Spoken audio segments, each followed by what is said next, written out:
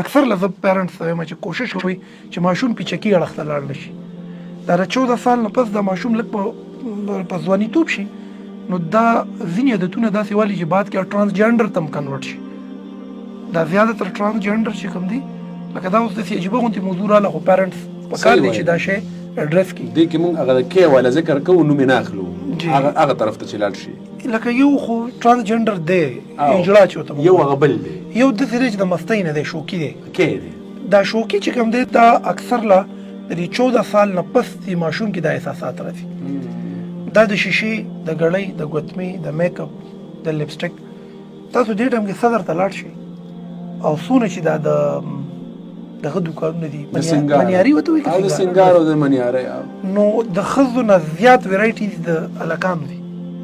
دا د دې سکین دي دا د دې دي دا د دې نوک دي دا د دې نوک دا د دې پیرنټس ته دا اډرس کوم چې بی ویری کیرفل. دې ټایم کې د ماشوم داسې پرایورټیز ورکړئ چې د هغه انټرسټ د دې نه روزي چې د څنګه ښکارو.